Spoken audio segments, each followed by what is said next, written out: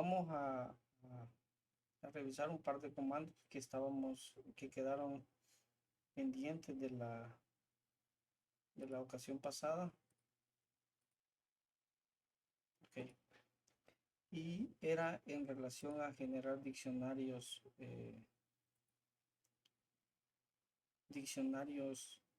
personalizados de acuerdo a la temática del sitio web.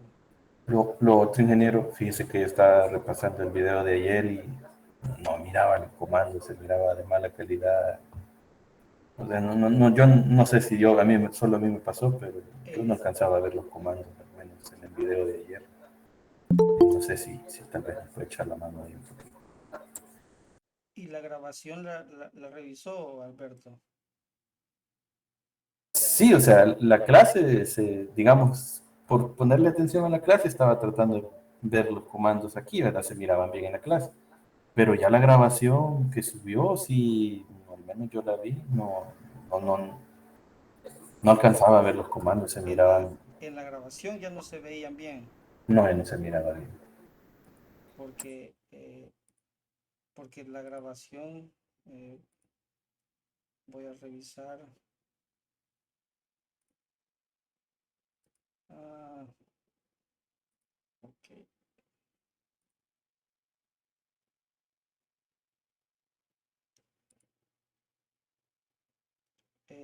Me parece que si revisas nuevamente, Alberto, ya procesó la versión en la grabación, en el video, ya procesó la versión en alta definición.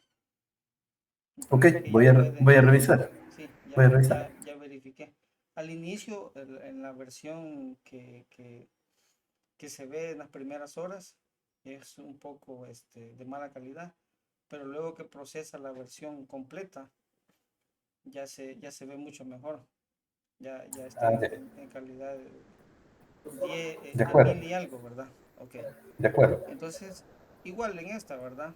Subimos la grabación y en las primeras horas van a ver como borroso mientras las procesa YouTube, pero después de un par de horas ya se ve muy bien, con mucha mejor calidad, ¿verdad? Porque es la grabación local la que se ha subido. Entonces, entonces hablábamos de generar un diccionario personalizado, que era lo que quedó pendiente de ayer, y vamos a generar un diccionario personalizado. Y me parece que ya revisamos el comando. El comando se pronuncia cool. Esa es la pronunciación que quieren que le hagamos a este comando. Y escribimos los parámetros, eh, de dónde queremos, de qué sitio web queremos y a dónde vamos a guardar. Viene el procesa toda la página y procesa no solo la parte visible que estamos viendo acá, sino que también procesa eh, ciertos comandos y ciertas palabras que están dentro de los scripts, ¿verdad? También la va a procesar. Tengamos en mente este comando cuando revisemos más tarde el resto de la sesión. Posiblemente nos va a interesar esta tarea. Si nosotros revisamos el diccionario, vamos a ver que están todas las palabras que están dentro del diccionario y las otras que también están dentro del HTML. Ok, ahí están algunas palabras que son propias del JavaScript. Entonces aquí tenemos, digamos, un diccionario personalizado. Ok, pero este diccionario no nos puede servir para atacar un sitio. ¿Por qué no nos puede servir? Porque alguien difícilmente va a ocupar una palabra como corte o como maestría o como Hello o como WordPress para, para que le sirva como credencial, como clave o como usuario, sino que hay que mejorar esto. Entonces lo que vamos a hacer es que vamos a ocupar eh, estábamos hablando que íbamos a ocupar el comando cop. Ahí con el parámetro "-w", el comando cop sirve para generar diccionarios, puede ser aleatorios o de fuerza bruta. En este caso lo vamos a ocupar para mejorar este diccionario que tenemos aquí. Entonces le pasamos como parámetro el txt que contiene todas las palabras, y cuando lo ejecutamos nos va a hacer un par de preguntas para configurar el trabajo que va a hacer. Dice primero si quiere que concatenemos todas las palabras de la lista o que las vaya considerando una por una. Ok. Le vamos a decir que sí, que considere. Queremos que le agregue caracteres especiales al final de cada palabra. Sí, quiero que le agregue caracteres especiales al final de cada palabra. Queremos que le agregue números aleatorios al final de cada palabra. Sí, también queremos que le agregue. Y el modo, aquí en un momento le decimos sí. Genera el diccionario Erickson. Sí, una duda más. Fíjese que estoy viendo aquí la proyección de la pantalla, pero como que una parte de los comandos sale muy a la izquierda y no se mira. Una parte de los comandos. Vamos a revisar.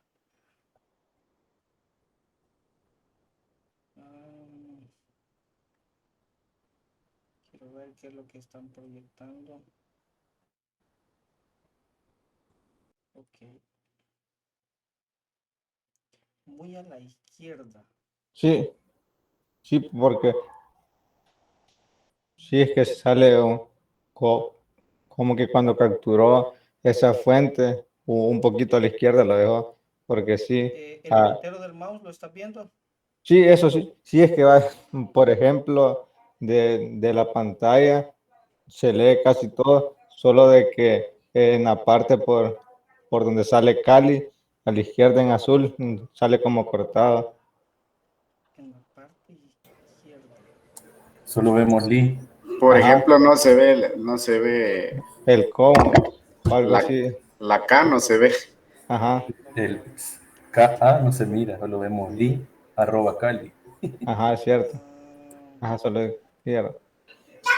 voy a mover un poco la proyección y ustedes me dicen. Ahí está. Ahí Un estamos. poquitito Ah, hoy más. sí. Ajá, Sí, un poquito más. Se un puede, poquito ajá, más, pero vamos a ver. hoy sí ya. Así. Sí, hoy sí ya. Eso. Ok, vamos a hacer otra cosa mejor. Más. Ahí. Sí, ahí sí. Ahí Sí, hoy sí está. ya. Ahí está bien. Ahí estamos bien. Claro. Gracias.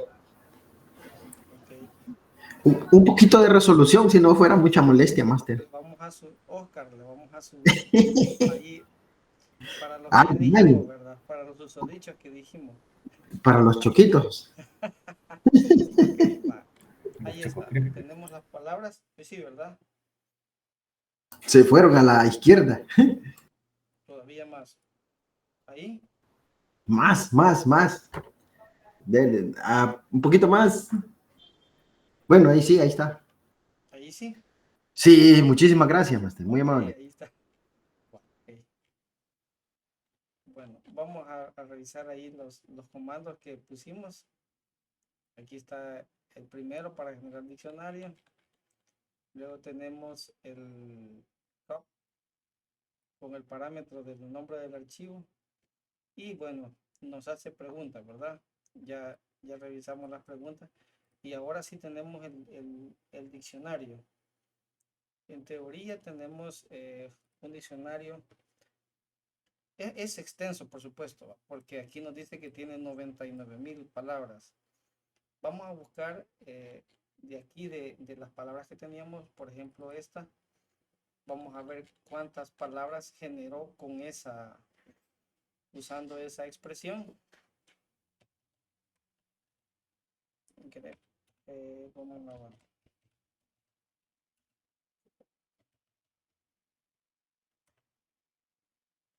Ok, dice que está uno. Vamos a ver si hay más.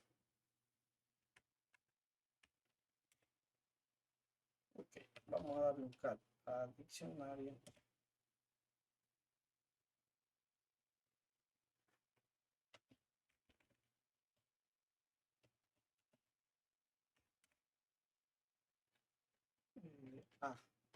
Hay un detalle aquí. Estamos, el diccionario se llama diccionario.txt.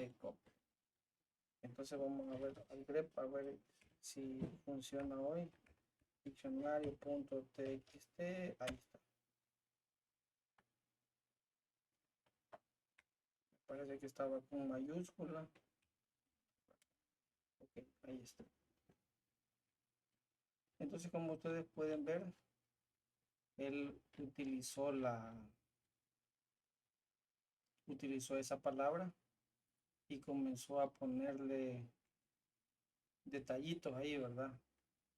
Con signos de dólar, asterisco, apóstrofe, todos los caracteres válidos normalmente para las credenciales.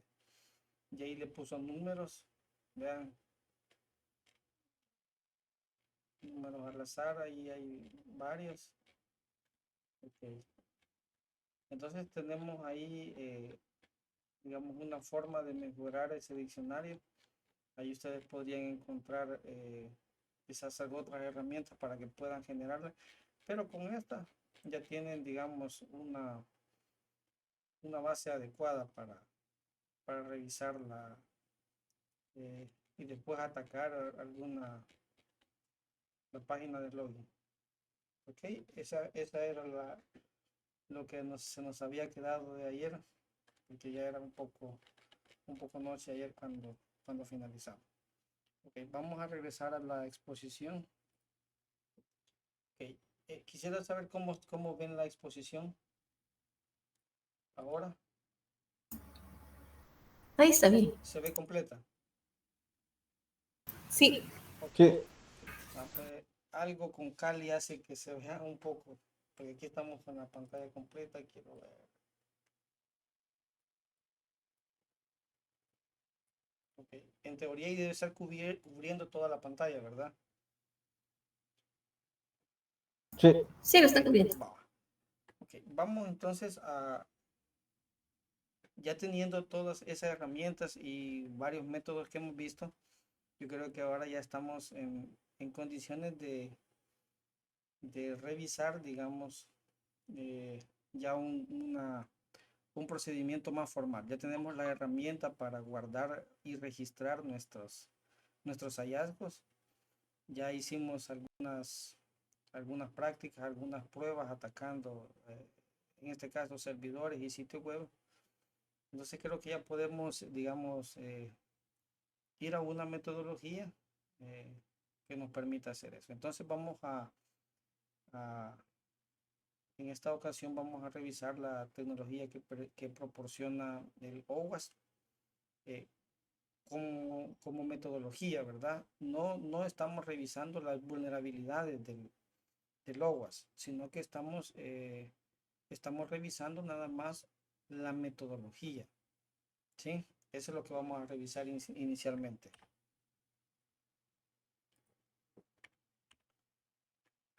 Ok.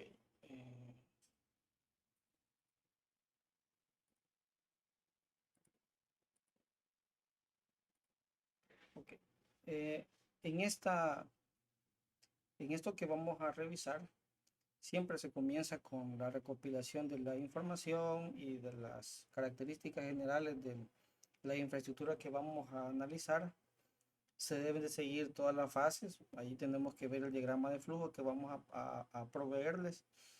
Luego, como pentester, tenemos que aprovechar o intentar aprovechar todas. No importa si fallamos en la explotación, siempre tenemos que revisarlo.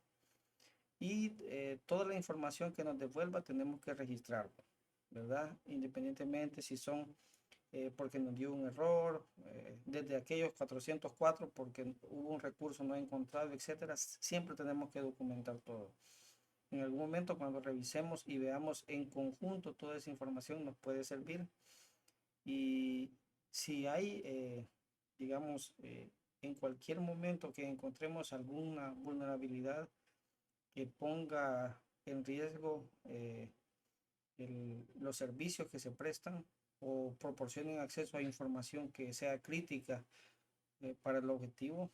Entonces tenemos que informarles de manera inmediata para que se tomen las acciones pertinentes lo más rápido posible.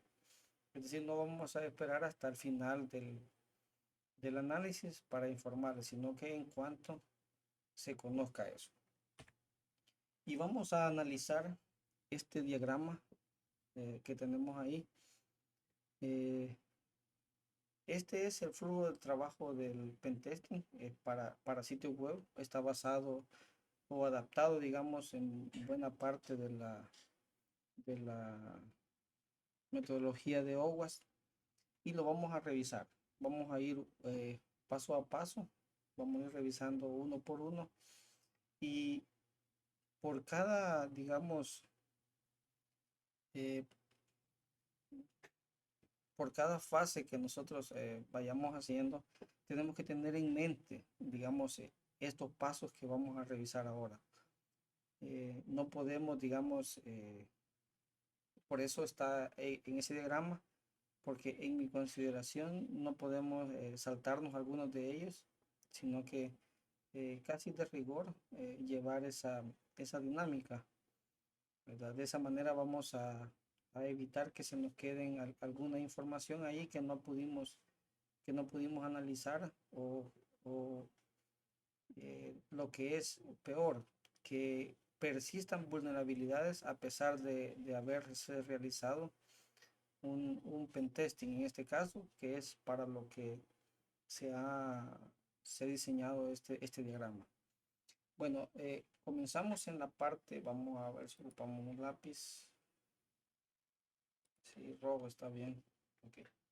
Comenzamos en la parte superior derecha y tenemos lo que se refiere con la recopilación de la información.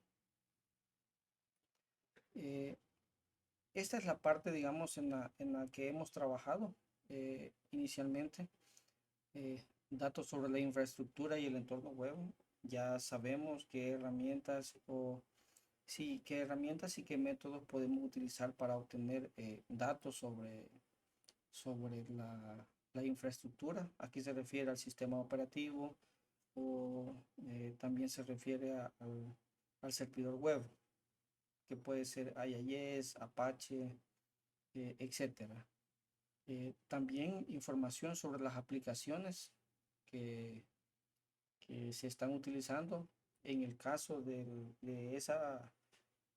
servidor que revisamos, aquí podríamos decir que es WordPress. Y luego, al final, con eso tenemos como resultados iniciales o potenciales vulnerabilidades iniciales que esos mismos scripts nos dan. Ahora, el siguiente paso es probar cada una de ellas. Es decir, no vamos a dejar ninguna de ellas sin revisar, sino que vamos a buscar la forma de validarlas todas. Ese es el principal trabajo.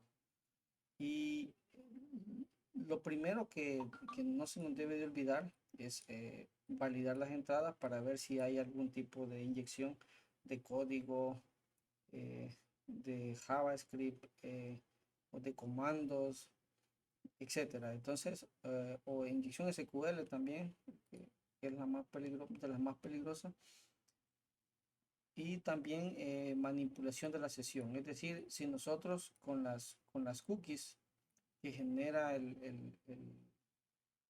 que genera la aplicación podemos, digamos, crear una nueva sesión en otro entorno, llevarnos esa sesión hacia otro dispositivo con esas variables que ya tenemos. Y luego el proceso de autenticación. El proceso de autenticación se refiere a si las credenciales son por defecto, por ejemplo, o si tiene o si no se bloquea después de N intentos, por ejemplo. Esas son las primeras cosas. Ahora, el siguiente paso es, después de hacer un análisis y recolectar información como tareas iniciales, nos vamos a hacer las siguientes preguntas. ¿Se han detectado posibles vulnerabilidades? Entonces, si no se han detectado, vamos aquí, si no se han detectado vulnerabilidades, ya sea en la programación, en la configuración o propias del sistema, si no se han eso, entonces la primera pregunta que tenemos que hacernos, porque es bien difícil que esté tan nítido y no encontremos ninguna vulnerabilidad, lo primero que tenemos que hacer es averiguar si hemos utilizado todos los métodos. Hemos utilizado todos los métodos, conocemos todos los métodos. Si no hemos utilizado todos los métodos, tenemos que volver a probar, ¿sí? Hasta encontrar posibles vulnerabilidades. Cuando se encuentran posibles vulnerabilidades, ahora vamos aquí. Lo primero que tenemos que hacer o lo que vamos a hacer como paso siguiente es atacar al objetivo para explotar esa vulnerabilidad. Entonces, cuando nosotros atacamos ese objetivo, vamos a tener dos resultados y lo evaluamos acá. Lo evaluamos si fue exitoso o no fue exitoso. Si no fue exitoso, nos volvemos a hacer la pregunta si hemos evaluado o hemos utilizado, empleado todos los posibles métodos. ¿Sí? Eso es si no pudimos explotar esa vulnerabilidad. Si la logramos explotar esa vulnerabilidad, entonces vamos a evaluar el riesgo, ¿sí? El riesgo relacionado con la seguridad, con la protección de datos, con la calidad del servicio, ¿verdad? O sea, vamos a evaluar ahí los componentes de la seguridad, ¿verdad? Persistencia, disponibilidad y también que no haya sido modificado, la confidencialidad. Entonces vamos a evaluar esos riesgos y si ese riesgo compromete el servicio, o sea, hay alguna forma en la que ese riesgo puede poner en jaque el servicio que estamos analizando, entonces nuestra tarea va a ser informar, en este caso, a la organización. Es decir, en cualquier momento que encontremos una vulnerabilidad que permita comprometer el servicio o tomar el control de él o hacer que falle de alguna forma, entonces en ese momento nuestra tarea fundamental es informar a la organización para que se tome una acción. Si si esa vulnerabilidad que fue explotada al evaluar el riesgo no compromete el servicio o la información que se tiene no es tan crítica, la pregunta que nos vamos a hacer en este punto es si es información interna o tiene, digamos, nombres de funciones que se están empleando. Es decir, ¿qué tipo de información es? Si es información...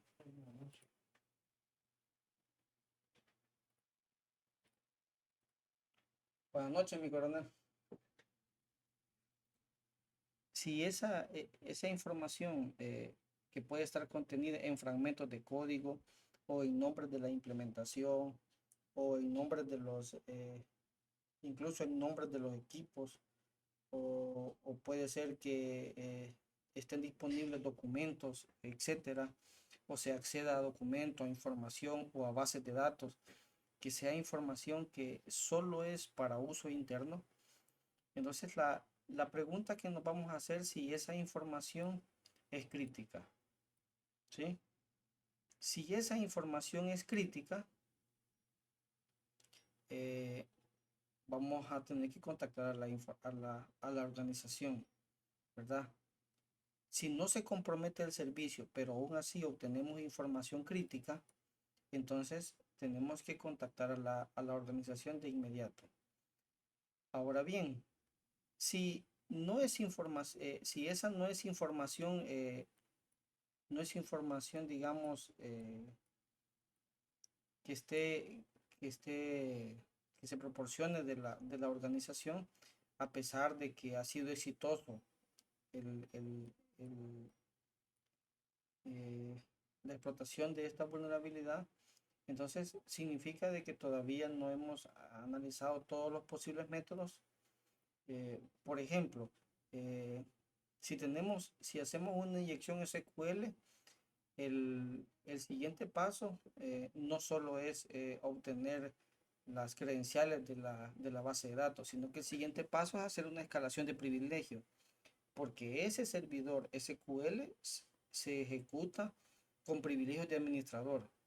Entonces, si nosotros logramos hacer una inyección SQL, el, el, el objetivo final tiene que ser hacer una escalación de privilegios y tener un usuario administrador de ese servidor.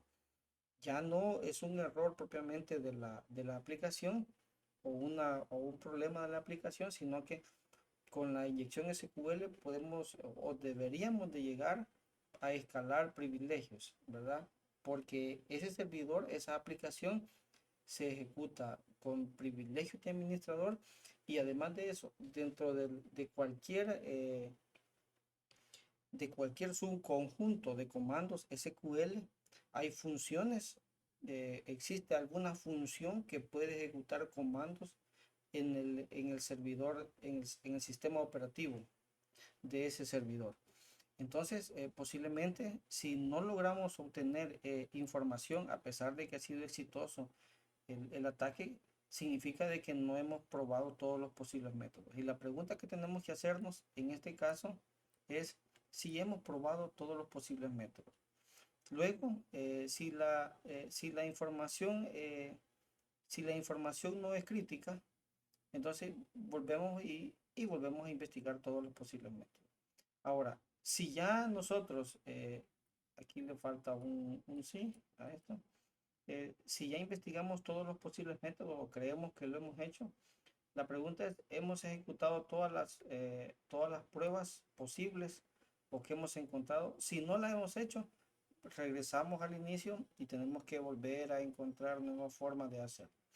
Si ya se ejecutaron todas las pruebas, el registro, nuestro registro tiene que contener estos datos. Tiene que contener las pruebas realizadas, tiene que contener los resultados exitosos.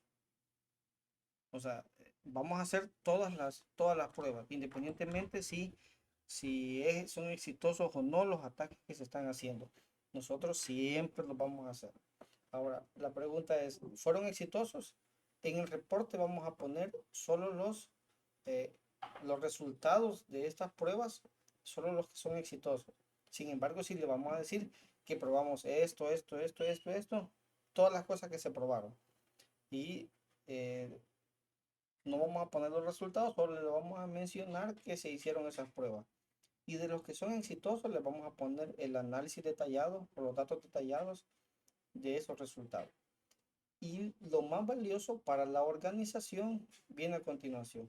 Y es que nosotros tenemos que decirle cuál es el impacto detallado.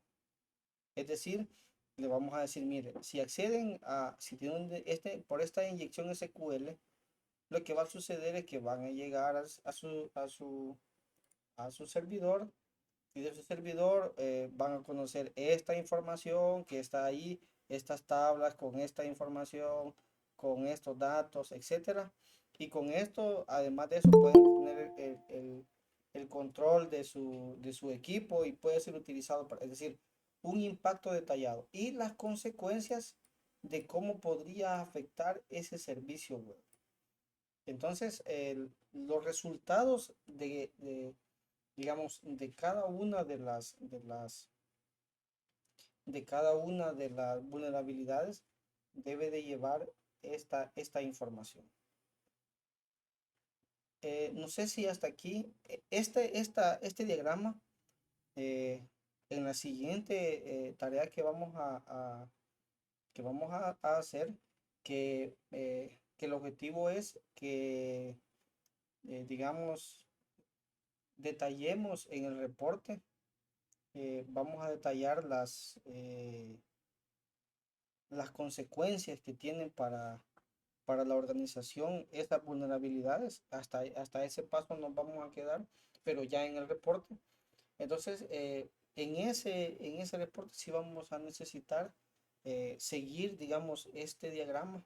Tal vez no tenerlo ahí y revisarlo, sino que tenerlo en mente siempre cuando ya se hace varias veces, resulta quizás más simple eh, llevar el hilo de este proceso que es bien simple realmente, pero que es muy poderoso para que no se nos quede ninguna posibilidad, ninguna vulnerabilidad en que vaya a ser analizada. Entonces, tenemos ahí, digamos, esa tarea de aprender y sobre todo eh, interiorizar, digamos, este flujo de trabajo para poder dar respuesta a a todas las vulnerabilidades. Ahora, la pregunta que nos vamos a hacer a continuación es, ¿tendremos alguna lista, digamos, alguna guía que vayamos a utilizar? En este caso que vamos a revisar sitios web, ¿tendríamos alguna lista eh, que que nos podría servir como una lista de chequeo? Y yo les presento, vamos a dejar el lápiz por aquí.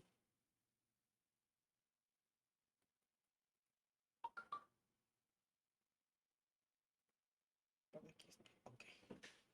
Y tenemos aquí una lista que, digamos, pueden ser algunas de ellas, vamos a ir revisando una por una, y la mayoría de ellas ya tenemos quizás algún nivel de capacidad con lo que hemos visto, de poder revisar si, si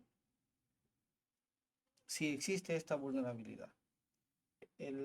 Voy a ir revisando una por una. No sé si hasta aquí hay alguna duda en relación al diagrama que estábamos revisando con esto. ¿Tenemos alguna duda en este momento?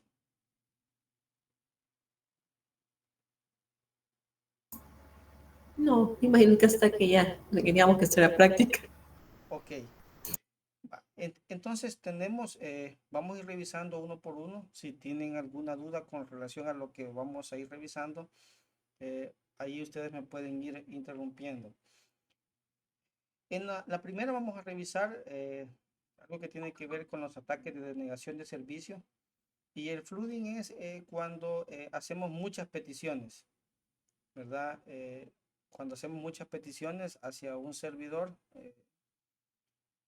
hay muchas herramientas para hacerlo. Esa sí no la hemos revisado todavía, pero les vamos a dar una herramienta para que puedan hacer el flooding. Ahora, bloqueo por fallos. ¿A qué se refiere esto? Se refiere a que podamos ir a la página de login y podamos escribir credenciales equivocadas muchas veces. Normalmente los sistemas tienen que bloquearse después de la tercera vez y decirnos de que ya muchas solicitudes de autenticación están recibiendo de la misma persona o con la misma credencial. Por ejemplo, si el usuario es el correo o algo, entonces tendría que bloquearse después de repetir el mismo usuario 2, 3 veces, 4 veces, 5 veces, 7 veces, etcétera. No importa cuántas veces sean, lo que debe suceder es que se debe de bloquear después de que con ese usuario y con contraseñas diferentes se prueben varias posibilidades. Eso es el bloqueo por fallo. Ahora, en el control de acceso, voy voy a abrir una página web.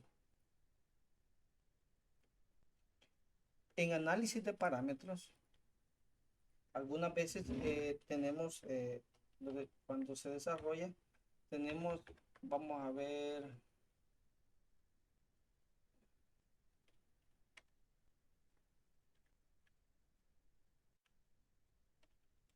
vamos a ir a YouTube. Cuando vemos cualquier video en YouTube, por ejemplo, vamos a poner este, solo que lo vamos a poner, ok, aquí, sin música. Nosotros vemos en la URL parámetros. Y en este caso el video igual y tiene un identificador de parámetros. Si estuviéramos en una aplicación que tuviese, por ejemplo, aquí como parámetro número de cliente y fuera el 1, 2, 3, 4, 5, 1000, 2000, 5001, 5002, y nosotros al cambiar solamente un parámetro en la URL podemos acceder a información que no está diseñada para nosotros. Entonces, ese es un motivo, digamos, de preocupación. A eso se refiere al análisis de parámetros, que con solo que sea predecible, digamos, cambiar ciertos parámetros y podamos acceder a información que no nos corresponde. Entonces, el análisis de parámetros se refiere a eso, a parámetros que están ya sea en la URL o en los métodos get o post, por ejemplo. Ahora, la otra se refiere, en este caso, a la autorización. Se refiere a que, digamos, a qué recursos, qué autorización tenemos a ciertos recursos adecuadamente. Por ejemplo, eh, tengo una página web aquí que estaba leyendo. Ok, vamos a ver.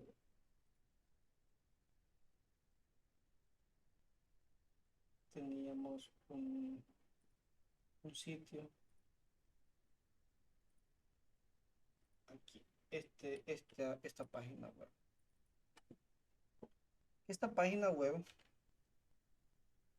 aquí, en cuanto pongo la URL y todo, él me muestra todos los archivos que están ahí. Entonces, quiere decir de que, por supuesto, ellos aquí están colocando libros para la consulta pública y eso es lo que ellos quieren hacer.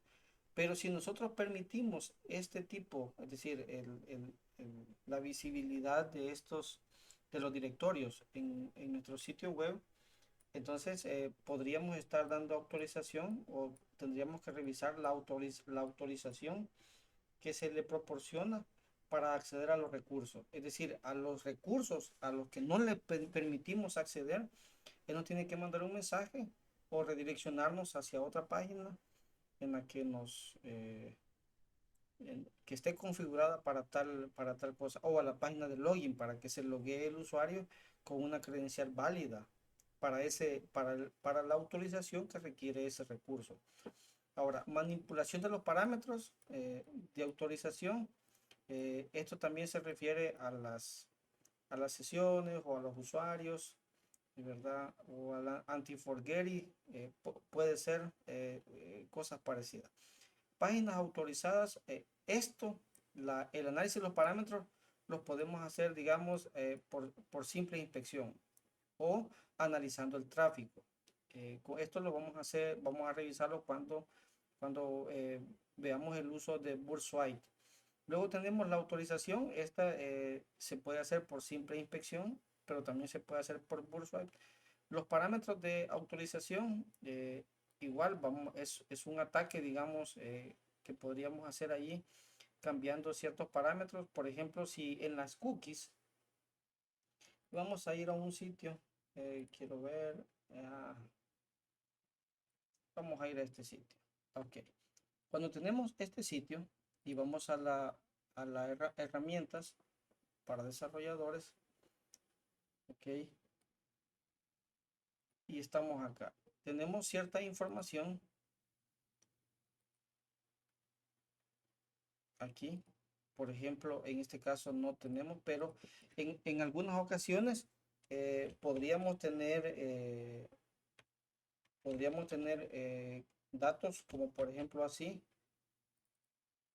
datos UCID 1, por ejemplo, y luego aquí tendría que decir, por ejemplo, user type, y usted aquí tiene un 1 o tiene, por ejemplo, admin. Ok, o si es el tipo de usuario, aquí puede ser, por ejemplo, cajero. Entonces, usted al cambiar el tipo de usuario, tan fácil como cambiar aquí una cookie en este caso, usted puede, digamos, acceder a permisos que no tiene. Entonces, esta, esta,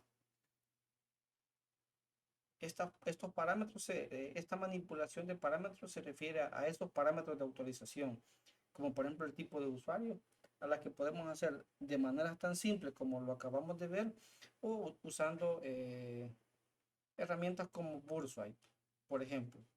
A páginas autorizadas o con funciones, estas páginas se refieren así como la de admin, la de configuración, etcétera, esa página. Y el flujo de la aplicación. Cuando me recuerdo del flujo de la aplicación, hace un par de meses estábamos ahí revisando, siempre la curiosidad, ¿verdad? Estábamos revisando una página que tiene dispositivos GPS.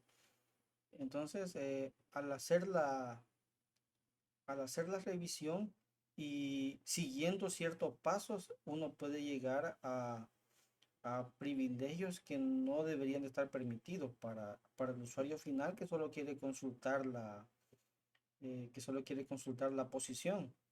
Entonces, ¿qué es lo que hace que llegue a eso? Es porque el flujo de la aplicación no está bien, no está bien depurado. En la autenticación, aquí se refiere que cuando se envían las credenciales, se envían en una capa cifrada, digamos. Es decir, que no van, si tuviésemos alguien que estuviera escaneando o guardando el tráfico, esas credenciales no van a ir, digamos, en texto plano, sino que irán cifradas. Aunque, aunque, a pesar de eso, me parece que tengo un ejemplo de, bueno, veré si más tarde lo encuentro. Pero cuando hacemos un análisis del tráfico, inclusive cuando sea HTTPS, tenemos que tener cuidado que las aplicaciones que ocupan, o sea, el hecho que ocupen HTTPS no significa de que esa aplicación tiene todo cifrado. Existen ciertos datos allí que aún así cifrado el tráfico se pueden analizar. ¿A, a qué se debe eso? Por ejemplo, en una aplicación, digamos que tiene usuario y contraseña. Entonces, el usuario escribe su usuario, vamos a ponerle en este caso, digamos, cohorte, el usuario, y la clave, cohorte 123, digamos. Lo ideal sería de que además de tener un canal cifrado de esta comunicación entre el browser y el servidor, además de eso, el browser tuviera una función en la que tomara esta credencial, la que han digitado, le pudiera, digamos, calcular un hash y sea el hash el que envía. Entonces, cuando alguien logre capturar el tráfico o por algún motivo obtenga el tráfico y obtiene las partes que son el usuario y la credencial de la credencial solo tiene un hash. Entonces, por la misma naturaleza de los hashes, de la función hash, digamos, de que no puede ser reversible o biunívoca, como es la palabra técnica, entonces significa de que no tenemos problema porque no puede con ese hash que tiene no pueda obtener nuevamente la credencial. Entonces, esos son detalles que que tenemos que revisar en el tráfico HTTPS. Y la otra forma es hacer un bypass de la autenticación por cualquiera de los métodos posibles. Digamos, si en una aplicación nosotros ya accedimos previamente, ahí van a estar guardados posibles URL de páginas internas, digamos, y cuando nosotros querramos acceder y no estamos logueados, nos tiene que mandar al login. Entonces, pero si nosotros con solo conocer la URL accedemos a esos recursos, este sería, por ejemplo, un bypass de la autenticación. También dentro del bypass de la autenticación debemos de considerar la inyección SQL. Luego tenemos autenticación de usuario. Hablamos de que se ponga en un canal cifrado, que no se tengan cuentas por defecto o que si es un software comercial, las cuentas por defecto ya no existan. La otra cosa es que el nombre de usuario no se pueda exponer. Digamos, el punto inicial, digamos, cuando conocemos el nombre del usuario. Calidad de la clave. Los ataques de fuerza bruta ponen en evidencia la calidad de la clave, el nombre del usuario igual en fuerza bruta. Ahora, quisiera mencionar algo en relación a estos dos elementos. Si tenemos una página de login que tiene nombre de usuario y clave y nosotros escribimos y nos dice su clave es incorrecta, bueno, escribamos la clave correcta y el usuario equivocado. Entonces ponemos un usuario equivocado y una clave cualquiera y nos dice el usuario no existe. Entonces, con ese mensaje que nos está enviando, nosotros podríamos encontrar un usuario válido. Y luego de encontrar un usuario válido, podríamos, a través de cualquier otro método, encontrar la clave. Por ejemplo, un método de fuerza bruta. Entonces, el mensaje de error es en muchas ocasiones es fundamental. Es decir, el mensaje tendría que decir credenciales incorrectas, independientemente si es el usuario o la credencial o la clave la que está incorrecta. Verificar los procesos de recuperación de clave, es decir, que esos procesos de recuperación de clave no permitan tomar el control de esa credencial. Fallos, algunas veces en el stack trace de los errores va mucha información que es propia del programa que estamos analizando. Entonces, ¿qué es lo que tiene que pasar? El sistema o la aplicación web tiene que redireccionar hacia una página que diga, mire, ocurrió un error, haga tal cosa, o ocurrió un error, informe a su administrador. Pero no nos tiene que dar más información de debug, digamos, la información de debug que es útil solamente para los desarrolladores. Esa información no debe de aparecer en el mensaje de error cuando modificamos, cuando pongamos alguna información ahí o cuando provoquemos errores, digamos, con premeditación para verificar esto. Entonces, eso también tenemos que verificar. Y la estructura de la clave se refiere a la complejidad, ¿verdad? A la complejidad. Luego tenemos el manejo de la sesión, la longitud del token, es decir, tratemos de ocupar, normalmente los lenguajes de programación en ese tiempo ya traen tokens robustos, no ocupemos tokens de cuatro caracteres, etcétera, sino que robusto, o por ejemplo tenemos que verificar de qué tamaño es el token. Voy a abrir la aplicación que tenemos ahí. Vamos a ver, 192, 168, 202.70, 81.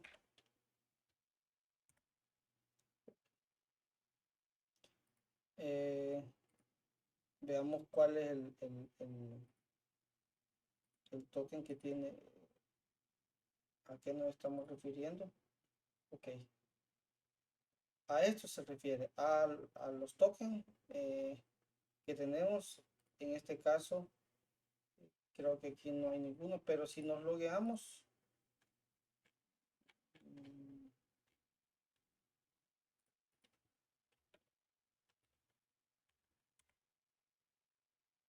vamos a ver ahí un token de la sesión.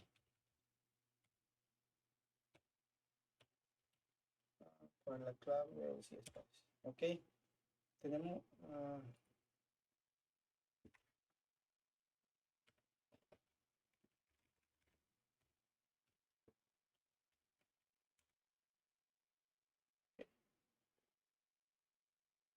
ahí tenemos token ya. Este sería un token.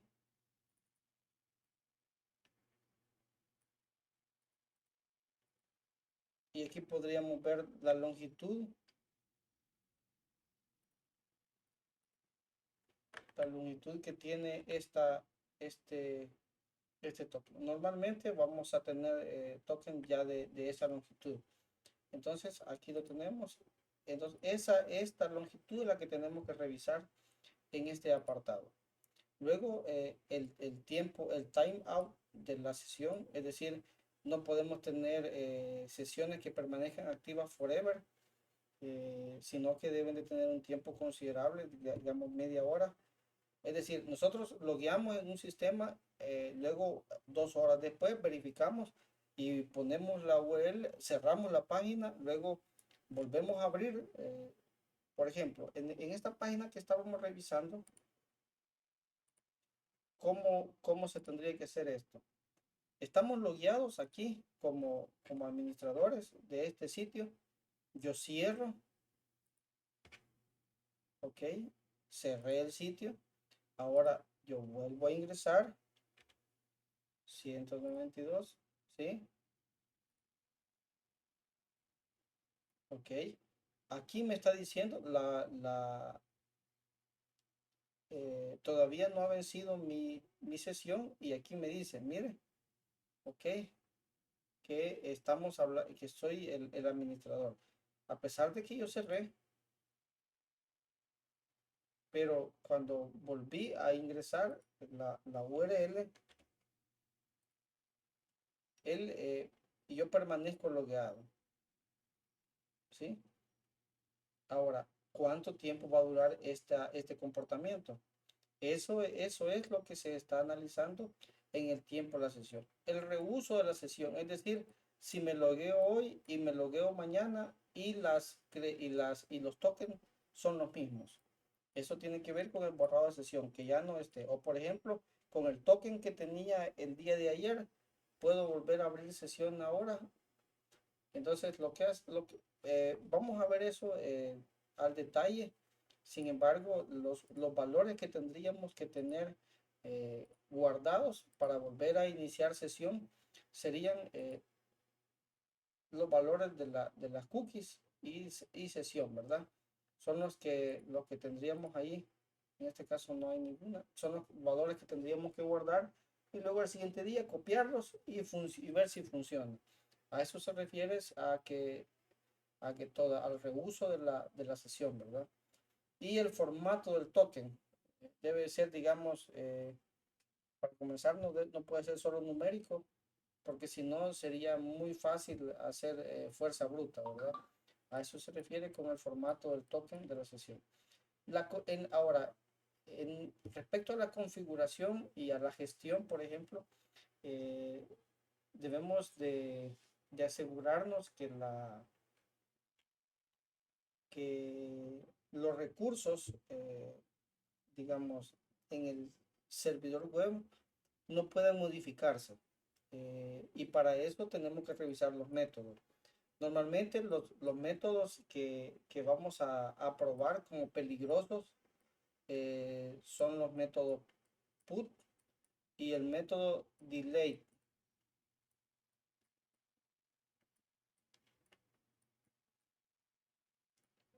Uno porque le permite poner recursos en el servidor y el otro porque permite quitarlos. Entonces, esos métodos HTTP deberían de estar bloqueados para para para el servidor. Estos métodos, ya revisamos allí una herramienta que nos dice qué métodos son los que están disponibles como HTTP. Ahora, también tenemos que verificar los sitios virtuales, es decir, que en el mismo servidor existan varios sitios. Si eso sucede, por ejemplo, en el mismo Apache o en Engines hay varios WordPress, por ejemplo, significa de que cualquiera de ellos podría tener alguna vulnerabilidad que afecte directamente a todos, ¿sí? Y ahí tenemos que buscar por vulnerabilidades propias de la versión que estemos utilizando, del servidor, del sistema operativo, de la aplicación, etcétera. Tenemos que conocer esas vulnerabilidades conocidas y saber cuáles son los parches que se tienen que instalar. Verificar que estén instalados en ese caso. Ahora, también debemos de verificar los archivos de respaldo. Es decir, cuando hacemos un análisis con Dir Booster, tenemos que ponerle, además de las extensiones de los archivos ejecutables para un browser, que son HTML, ASP, PHP, JSP, etcétera. También tenemos que considerar aquellas extensiones que pueden servir como respaldo de configuración. Por ejemplo, .config, .ini, .zip, .sql, .back, .rar, .zip, .gz, todas esas extensiones debemos de considerar en el análisis, porque podría ser que en algún momento encontremos algún archivo de esos que contengan ya sea configuraciones de la base de datos o respaldos mismos del sitio. Entonces, o de la aplicación web que estamos analizando. Entonces tenemos que, aparte de todas esas, digamos, de las extensiones comunes de los sitios web, también tenemos que considerar de aquellos archivos que pueden estar guardados ahí. Inclusive los PDF podrían considerarse, los TXT, digamos, son muy común que los administradores escriben credenciales allí y lo guarden en el mismo servidor. Entonces, algunas veces con un escaneo de archivos TXT podrían encontrarse muchas cosas. Ah, y la otra cosa es la configuración del servidor. Aquí tenemos, cuando analizamos con Dir Booster, por ejemplo, vamos a ver qué directorios listan a todo el público. Los archivos o los directorios para configurar esos sitios, por ejemplo, en este caso que tenemos este WordPress y tenemos aquí WP admin. Este directorio debería de estar protegido por una regla en el firewall que solo las IP determinadas puedan acceder a esta carpeta. Es decir, el resto de personas no debe de poder acceder a esto. Aquí, digamos, no estamos pasando a través de un firewall, pero debería de haber una política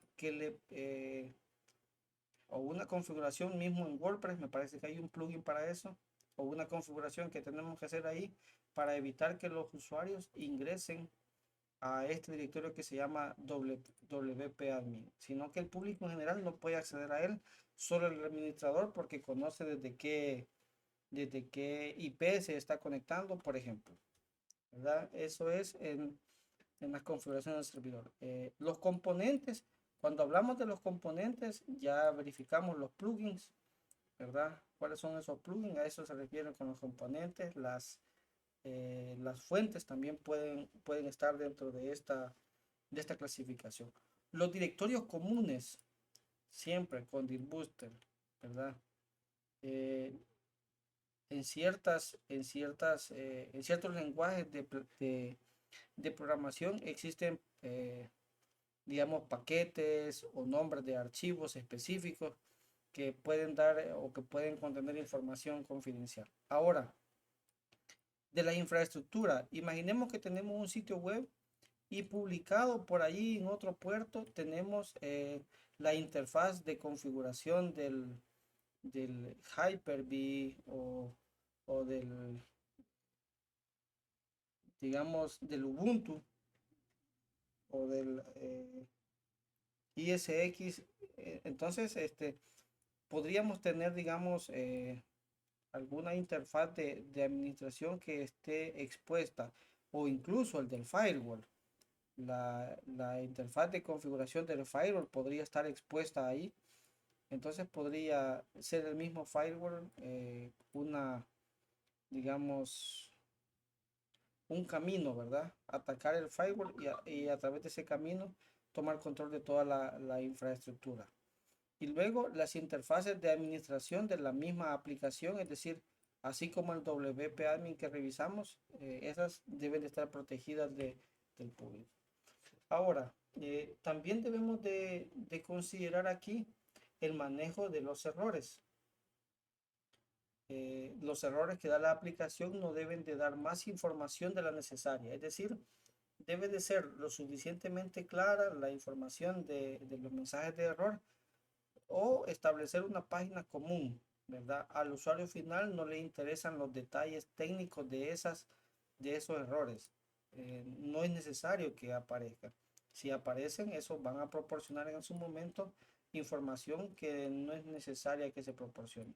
Y los mensajes de error del usuario, es decir, cuando hay entradas no validadas o erróneas, que también, como dijimos, en el caso del usuario y las contraseñas, pueden decirnos cuáles son los usuarios válidos, por ejemplo. En la protección de datos, del código podrían existir como comentarios, incluso como comentarios, podrían existir o como clases o como nombres de digamos, nombres en el CSS o en los formatos, digamos, las clases que se hacen ahí para formatear el HTML pueden tener nombres que son que proporcionan información. Entonces, todos esos datos que son sensitivos o que podrían ser sensitivos, nosotros tenemos que registrarlos y luego analizarlos en su conjunto y ver que esos datos no se ocupen. Si ustedes analizan sitios web como por ejemplo el de Facebook, se van a dar cuenta que las hojas de estilo de CSS, las hojas de estilo, tienen nombres extraños, THMK3, por ejemplo. Entonces, así se llama la clase, que tiene el estilo para un botoncito, digamos. Es decir, ese nombre no proporciona información sobre lo que está, en este caso, a lo que le está dando formato. Con el almacenamiento de datos, debemos de verificar de que la base de datos esté protegida por credencial y que no se pueda acceder directamente desde la web. Si esa base de datos está en el mismo servidor, que no es la norma, lo correcto sería ponerlo en un servidor independiente, en un rango de IP independiente, cuyo acceso esté siendo filtrado por un firewall y que solo permita el tráfico entre ambos por el puerto definido, que eso sería la norma. Pero si no es así, dado que existen muchas variedades de cómo se configura esto, podría ser que en el mismo servidor estén ambos y la configuración esté por defecto con credenciales débiles.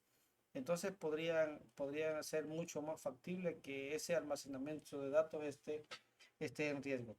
Ahora, esto que tenemos aquí, que tiene que ver con los certificados digitales, es debido a que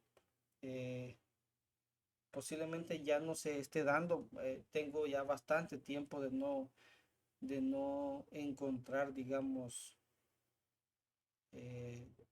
certificados digitales con SHA-1. Me parece que ahora incluso Chrome pone como un sitio web inseguro.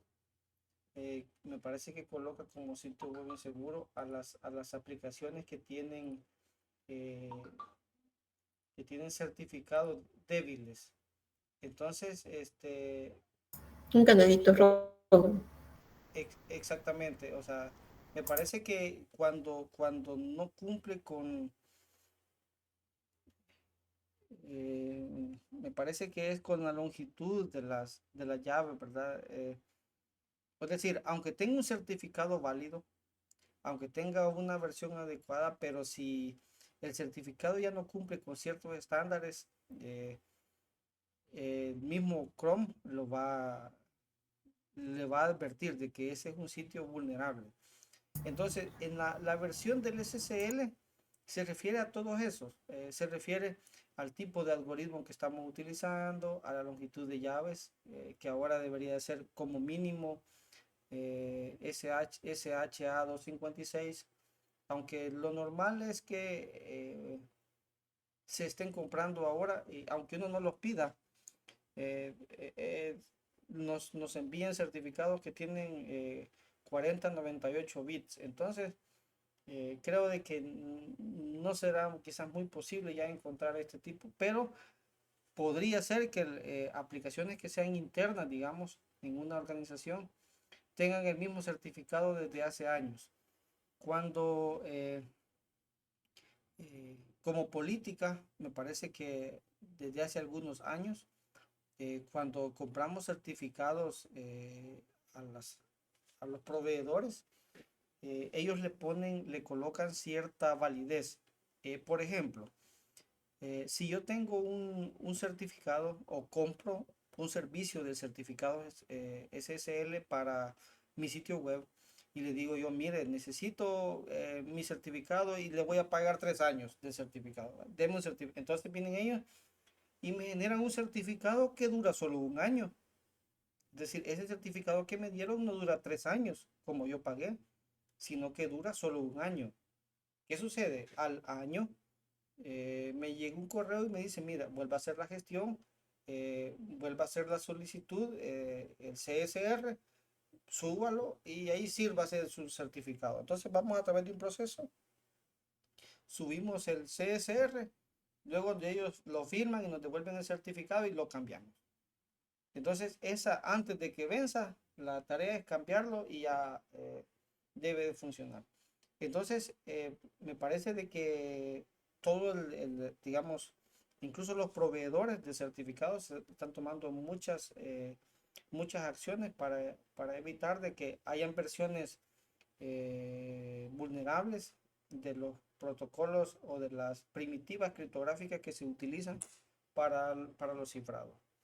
Y otra cosa que hay que tener aquí en cuenta, debemos en lo posible evitar que los usuarios se acostumbren a excepcionar certificados. Algunas veces en las organizaciones se instalan certificados autofirmados y con eso funcionan las aplicaciones. Y cuando el usuario accede, le aparece ahí una excepción y entonces le decimos nosotros, mire, vaya y dígale que esa excepción no le interesa, que usted está seguro de acceder. Cuando ingresan a otro sitio, que posiblemente sea phishing, etcétera, ellos felices vuelven a dar esa excepción, piensan que es normal ese comportamiento y pueden caer en una trampa. Entonces o saben exactamente qué significa esa excepción o qué están haciendo, o se tratan de evitar en la medida de lo posible. Y se deben de validar todas las entradas.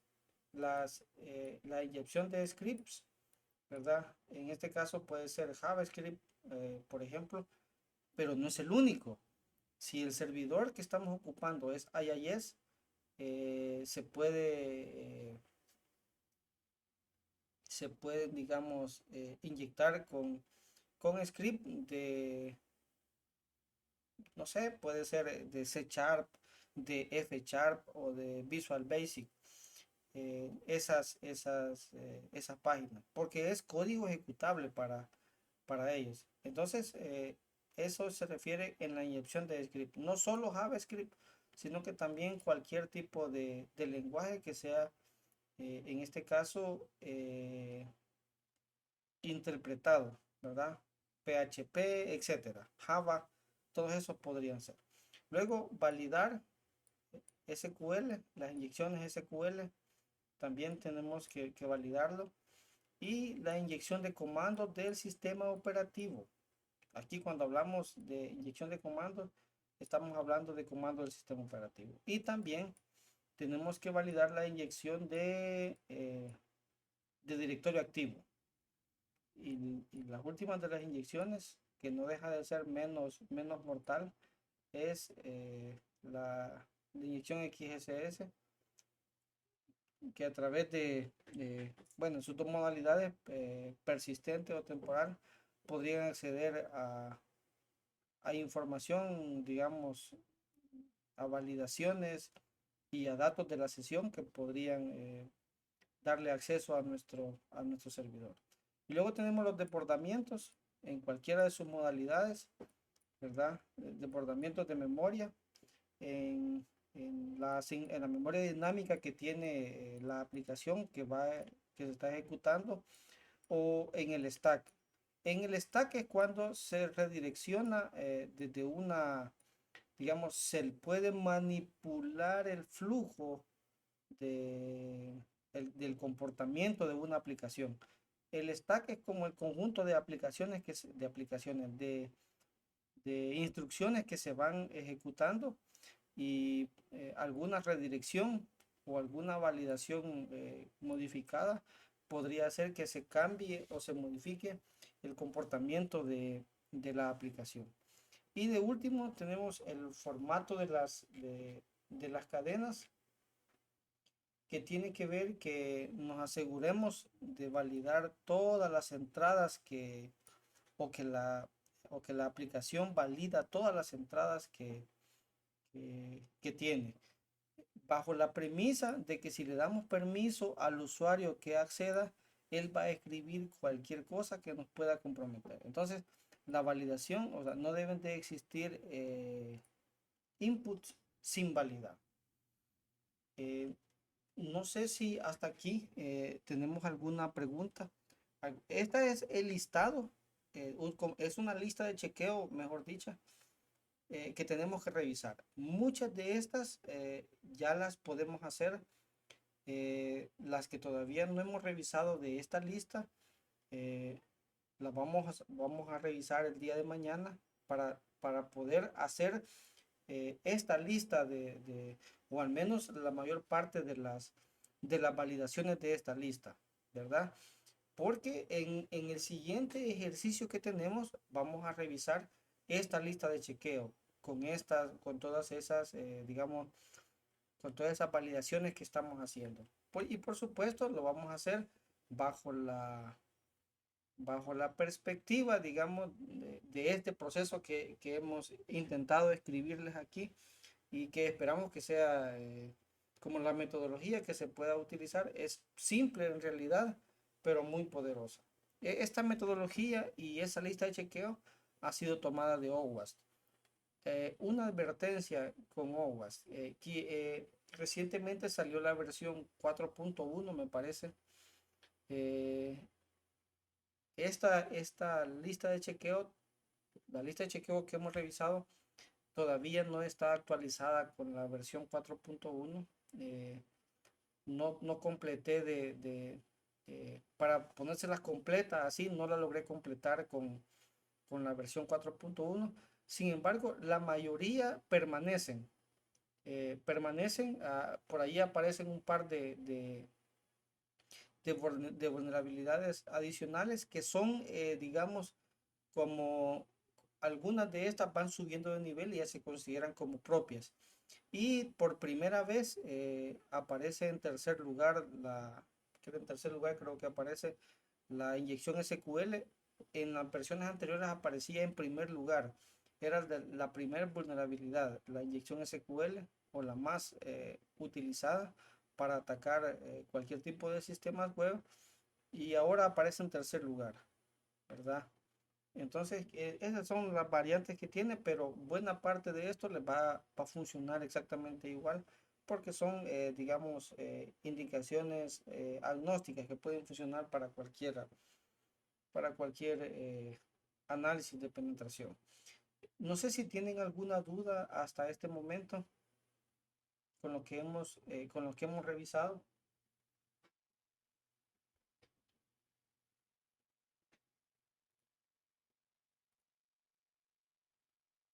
Hola. No de mi parte, ingeniero. Vale. Entonces, vamos a